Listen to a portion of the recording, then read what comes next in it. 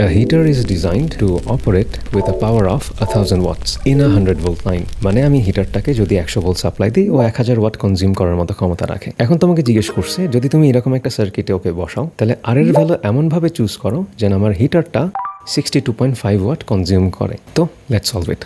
এই দুইটা পয়েন্ট নিয়ে চিন্তা করো না, এটা জাস্ট বলতেছে এদের দুইজনকে তুমি 0 ভোল্ট ধরো রেফারেন্স হিসাবে। তো যেহেতু দুইজনই 0 ভোল্ট মানে পোটেনশিয়াল সেম, আমি চাইলে এটাকে একটা লাইন কল্পনা করতে পারি কানেক্ট করা। এখন আমার কাছে লাগবে কি আর এর ভ্যালু। অনেকভাবে জিনিসটা করা যায়, আমি একদম বেসিক ফর্মুলা দিয়ে করবো। জাস্ট তোমার পাওয়ারের ফর্মুলাগুলো ওমস ল এগুলো লাগবে। তো আমি যদি কোনোভাবে এই রেজিস্টার অ্যাক্রসে ভোল্টেজটা জানি আর এদের মধ্য দিয়ে প্রবাহিত কারেন্টের মান জানি, এরপর আমি ওমস ল ইউজ করি, তাহলে আমি সুন্দর মতো আর এর ভ্যালু পেয়ে যাবো। তার মানে আমার এখন উদ্দেশ্য ভি আর আই বের করা। এখন খেয়াল করো এই রেজিস্টারের অ্যাক্রসে যে ভোল্টেজ আমার হিটারের অ্যাক্রসে সেম ভোল্টেজ, কারণ দুজন প্যারালালি আছে। আমি দেখলে এই জিনিসটা বুঝতেছি। এখন হিটারের অ্যাক্রসে ভোল্টেজ কীভাবে পাবো?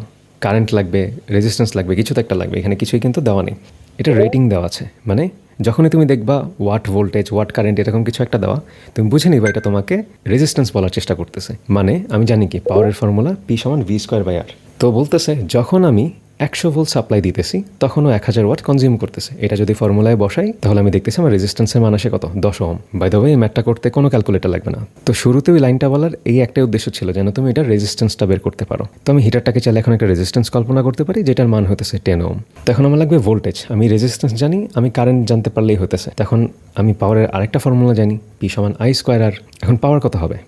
1000 না, কারণ 1000 ওয়াট কখন? যখন তুমি ওকে 100 ভোল্ট সাপ্লাই দিবা। তুমি কি এখন ওকে 100 ভোল্ট সাপ্লাই দিতেছো? অবশ্যই না, কারণ আমার অরিজিনাল ব্যাটারিটাই ছিল 100 ভোল্টের। তাহলে এখান থেকে তো ক্ষয় হতে হতে আরও কম ভোল্টেজে আসবে, ওইটা আরেকটা বিষয়। তার মানে পাওয়ার হবে এই মুহূর্তে ওর যে সিস্টেমটা আছে সেখানে কি কি অবস্থায় আছে। যেমন আমি আর বের করতে চাই কোন সময়? যখন আমার হিটারটা 62.5 ওয়াট ইউজ করবে। তার মানে এখন আমার পাওয়ার হবে 62.5। 1000 দিলেও একটা কারেন্ট আসতো, কিন্তু এটা এই মুহূর্তের কারেন্ট না, ওইটা অন্য এক সময়ের কারেন্ট। তো আমি এখানে এখন রেজিস্ট্যান্স জানি 10 ওহম। এখানে আমি আই ভ্যালু ইজিলি বের করতে পারবো 62.5 ডিভাইডেড বাই 10 6.25। এটার স্কোয়ার রুট করলে 25 25 625, তার মানে 2.5। তার মানে হিটারটা রেজিস্ট্যান্স 10 ওহম আর এটার মধ্যে দিয়ে এই মুহূর্তে এই সার্কিটটাতে 2.5 অ্যাম্পিয়ার কারেন্ট ফ্লো হইতেছে। তাহলে ভোল্টেজ বের করা তো খুব ইজি। ভি সমান আই আর 2.5 গুণ 10 25 ভোল্ট। এটার অ্যাক্রসে 25 ভোল্ট, তার মানে রেজিস্টারের অ্যাক্রসেও 25 ভোল্ট, যেটার আমরা সলভ করতে চাই। এখন আমাদের লাগবে শুধু কারেন্ট। এখন খেয়াল করো আমার উপরের ব্রাঞ্চে 2.5 অ্যাম্পিয়ার আছে, আমার লাগবে নিচের ব্রাঞ্চের কারেন্টটা, মানে আই প্রশ্নবোধক চিহ্ন কথার কথা। এখন আমি যদি এই পয়েন্টটাতে কেসিএল খাটাই তাহলে কিন্তু আমার সলিউশনটা আসার কথা। কিন্তু যদি আমি আবার কেসিএল খাটাতে চাই আমার লাগবে কি মূল প্রবাহ, পুরো সার্কিটের অরিজিনাল যে কারেন্ট ছিল যেটা সেটা। এখন তুমি সাদা কারেন্ট কোনটা সেটা চিন্তা করো। এটা 10 ওহমের মধ্যে দিয়ে যে কারেন্টটা ফ্লো হতেছে সেটাই তো আমার আই, তাই না? তো আমি মূল প্রবাহের জন্য সলভ না করে আমি যদি 10 ওহমের মধ্যে কি পরিমাণ কারেন্ট প্রবাহিত হইতেছে সেটা সলভ করি তাহলেও কিন্তু আমার হবে। এখন আমি 10 ওহম রেজিস্ট্যান্স জানি, আমার লাগবে ভোল্টেজ।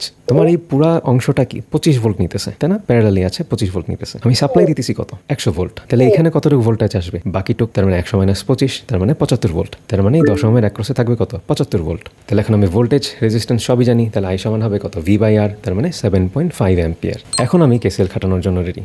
তো আমার আই আননোন কত হবে? 7.5 আসতেছিল, তার মধ্যে 2.5 চলে গেছে, তাহলে থাকে কত? 7.5 মাইনাস 2.5 মানে আমার 5 অ্যাম্পিয়ার। তাহলে এটাই হবে কি নিচের ব্রাঞ্চটার কারেন্ট। তার মানে এই রেজিস্টারের মধ্যে দিয়ে এখন 5 অ্যাম্পিয়ার কারেন্টই ফ্লো হতেছে। তাহলে এখন আমি ভোল্টেজ কারেন্ট সবই জানি, আমার লাগবে আর এর ভ্যালু। এখন আমি সুন্দর মতো মশলা খাটাবো, যেখানে আমি ভোল্টেজ কারেন্ট জানি 25 আর 5, তাহলে আমার আর এর ভ্যালু আসবে 5 ওহম। যদি একটু হজবরল লাগে আমি সলিউশনটা এখানে আলাদা দিয়ে রাখতেছি, ভিডিওটা আরেকবার দেখো তাহলে ক্লিয়ার হয়ে যাবা। প্রথমবার জাস্ট এক্সপ্লেন করে গেলাম তো হয়তো অনেক কিছু ক্যাচ আপ করতে পারিনি, শুরু দিয়ে আরেকবার দেখো বুঝে যাবা, খুবই ইজি ম্যাথ। এরকম অলমোস্ট সিমিলার একটা ম্যাথ কিন্তু লাস্ট ইয়ার ঢাকা ইউনিভার্সিটি রিটেনে আসছিল। To watch more videos like this subscribe to ইয়াদ নোজ ওয়াই।